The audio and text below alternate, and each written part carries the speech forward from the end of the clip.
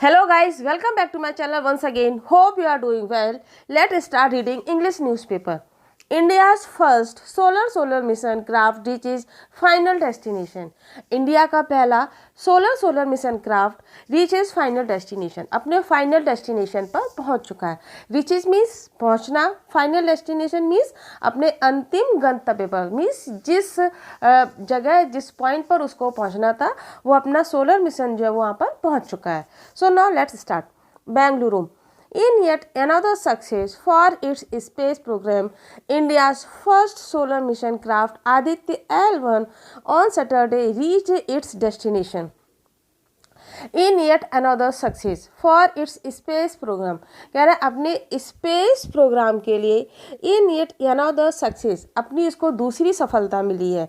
India's first solar mission craft, India का पहला solar mission craft reaches it's final destination, अपने final destination पर पहुंच चुका है.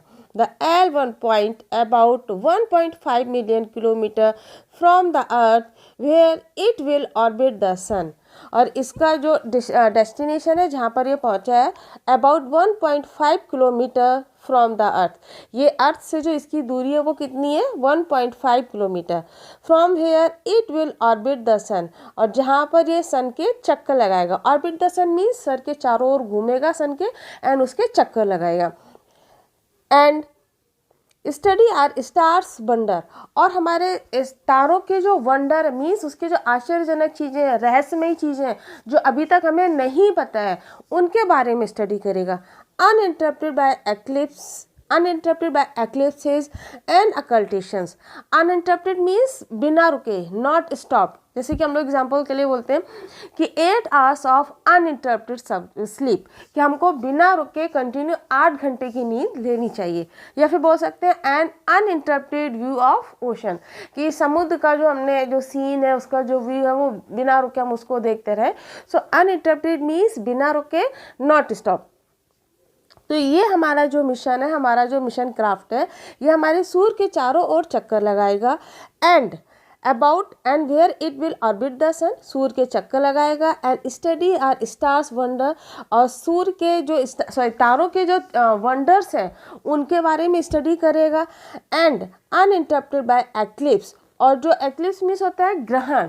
तो जो एक्चुअली जो एक्चुअल जो स्टडी हो पाती है इनकी सेलेस्टियल बॉडीज़ की, वो जब ग्रहण पड़ता है कहते हैं तभी हो पाती है. लेकिन अब हमारा जो क्राफ्ट वहाँ पर पहुँचा है तो उसको ऐसा कोई जरूरी नहीं कि जब ग्रहण पड़ेगा तभी हम उसकी स्टडी कर पाएंगे. वो बिना रुके, बिना एक्लिप्स के ग्रहण की उसकी स्टडी करेगा. एंड अकल्टेशंस, और एंड अकल्टेशंस मीन्स एक्चुअली होता है कि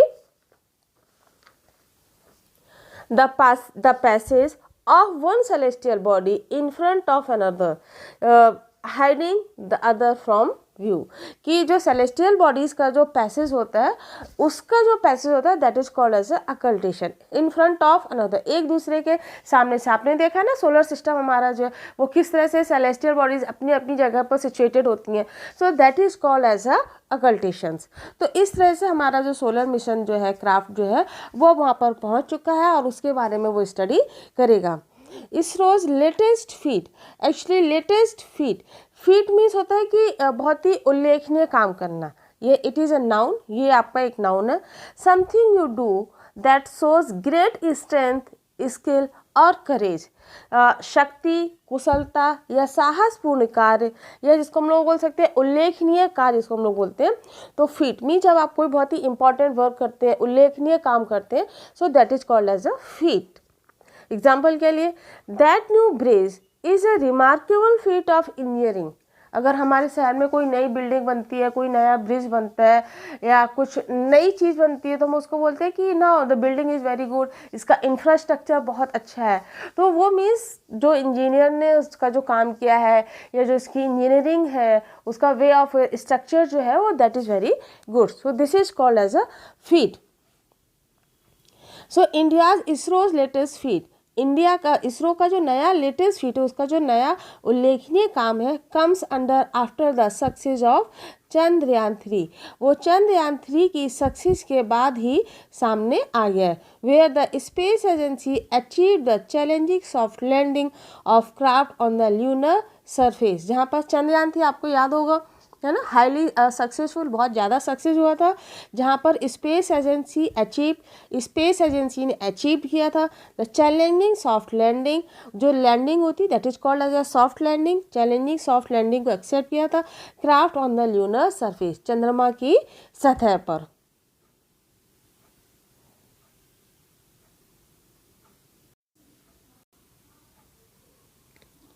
Hailing the feat, Prime Minister Narendra Modi asserted that it is a testament to the relentless dedication of scientists in realizing one of the most complex and intricate space mission.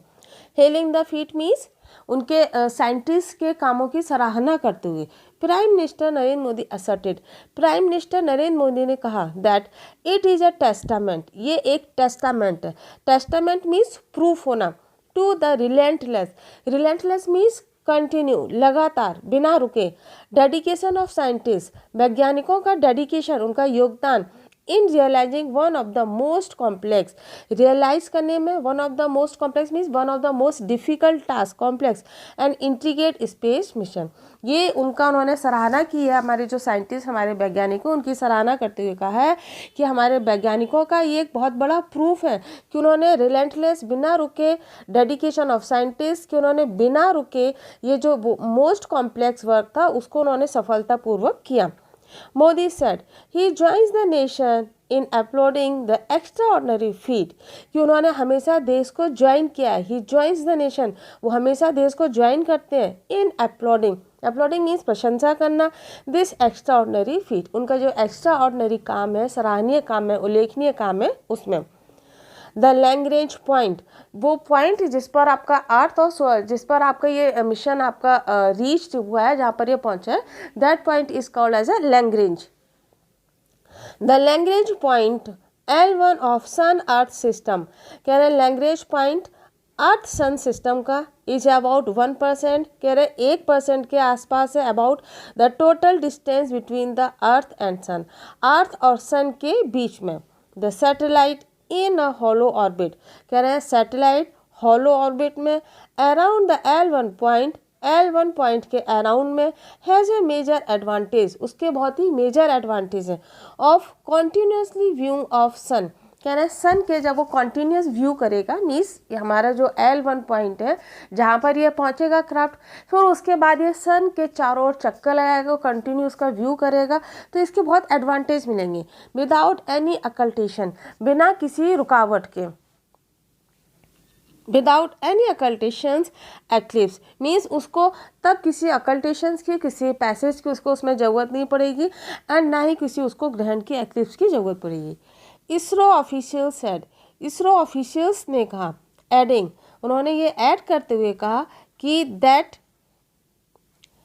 This will provide, ये provide करेगा a greater advantage, एक बहुत बड़ा great advantage मिलेगा इन observing, जब वो उसको observe करेगा, सोलर एक्टिविटीज़ को जब वो ऑब्जर्व करेगा तो बहुत एडवांटेज मिलेगा, and their effect on space weather in real time, और उसका जो अफेक्ट पड़ेगा स्पेस में, वेदर में, रियल टाइम पर, मीन्स जब ये हमारा ऑर्बिट जो स्पेस क्राफ्ट पहुँचा है, जब ये सूर्य के चक्कर लगाएगा चारों तरफ, उसका हमको बहुत ज़्यादा अफेक्ट भी मिलेगा, क्योंकि हमारे रियल टाइम में जो हम लोग फोरकास्टिंग करते हैं ना, तो उस वेदर फोरकास्टिंग जो रियल टाइम करते हैं उस पर भी बहुत ज़्यादा असर हमको मिलेगा और हमें उसका एडवांटेज भी मिलेगा। अकॉर्डिंग टू द इसरो के अनुसार द हॉलो ऑर्बिट इंसर्शन, कि हॉलो ऑर्बिट इंसर्शन जो है Aditya L1 was accomplished at 4 PM, accomplished at 4 PM means 4 बजे वो पहुंचा। Actually accomplished means it is an adjective, ये आपका एडजेक्टिव है। It means highly skilled at something, किसी काम में बहुत ज़्यादा स्किल्ड होना या किसी भी काम में बहुत ज़्यादा निपुण होना। तो it was accomplished at 4 PM, ये 4 बजे के आसपास वहाँ पर पहुँचा, सफलतापूर्वक वहाँ पर पहुँचा। अप्रॉक्सीमेटली मीन्स के आसपास ऑन सैटरडे को। The final phase of the manoeuvre, कह रहे हैं द फाइनल फेज, जब वहाँ पर फाइनल पहुँचा वहाँ पर, तो manoeuvre means to move something to a different position using skills, निपुणता से किसी वस्तु को संचालित करना या हिलाना।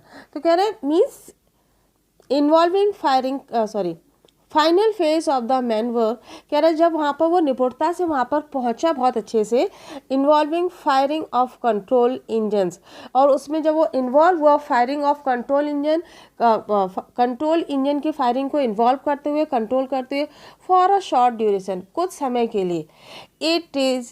It said in a statement, ये एक स्टेटमेंट में कहा। इसरो चेयरमैन एस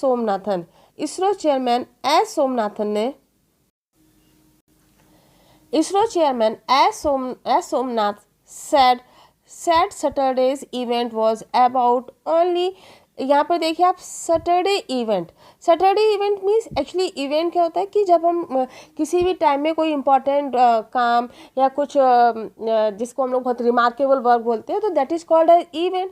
तो सैटरडे इवेंट, ऐसे तो हर बार सैटरडे आता है, हर वीक में आपका सैटरडे आता है, बट वो सैटरडे इवेंट तो नहीं होता ना। तो यहाँ पर हमने उसको सैटरडे इवेंट बोला है क्योंकि जब हमारे वो वहाँ पर पहुँचा है L1 पॉइंट पर, हमारा मिशन, हमारा क्राफ्ट, तो it's was a very important point, हम लोग जिसको बोल सकते हैं इंपॉर्टेंट टाइम, हम उसको बोल सकते हैं। तो इसलिए it is called as a Saturday event, क्योंकि जिस समय वो पहुंचा उस दिन था हमारा सैटरडे, तो it is called as a Saturday event. So Somnath ने कहा Saturday event was about only placing the orbit, कि सैटरडे का जो इवेंट था, सैटरडे की टाइम जो था या सैटरडे का जो समय था, वो केवल किसके लिए था? प्लेसिंग द L1, कि L1 पॉइंट पर, आदित्य L1 पॉइंट पर उसको पहुंचना, the precise hollow orbit.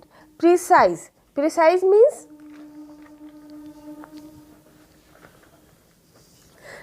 Means very clear and accurate. जब किसी भी चीज़ को बहुत क्लियर और एक्यूरेट बोलते हैं, that is called as a precise. Example के लिए precise detail, precise instructions, precise measurement.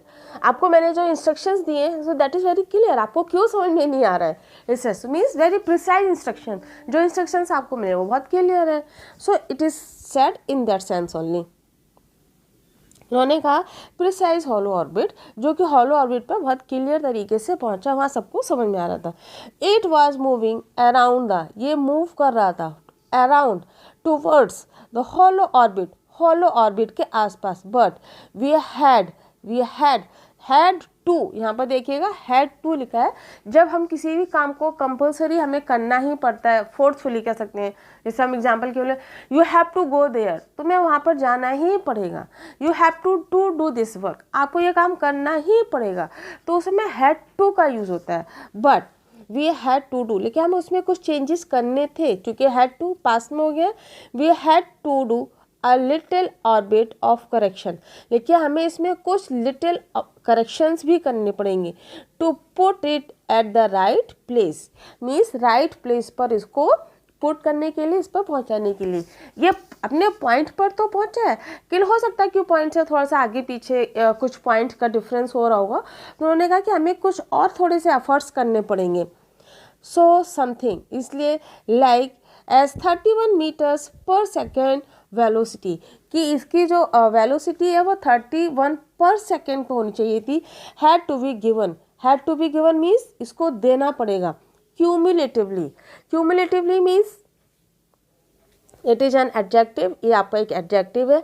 Increasing study in amount और डिग्री, परिणाम आदि की जो आप निरंतर बढ़ने वाला जो परिमाण होता है उसको हम क्यूमुलेटिव कहते हैं, जिससे हम लोग कह सकते हैं क्यूमुलेटिव इफेक्ट, कि उसका जो इफेक्ट वो लगातार बढ़ता चला जा रहा है। तो बस यहीं पर ये कह रहे हैं कि ना cumulatively had to be satellite, कि satellite to keep it at the right orientation, हमें इसको अपनी सही जगह पर ओरिएंटेशन, इसको सही जगह पर रखने के लिए। ही टोल्ड रिपोर्टर्स, उन्होंने रिपोर्टर्स को कहा। Thanks for watching. अगर आपको मेरा वीडियो समझ में आया होगा, अगर आपको अच्छा लगा तो इसको लाइक एंड सब्सक्राइब जरूर कीजिएगा। मिलते हैं नेक्स्ट सेशन में।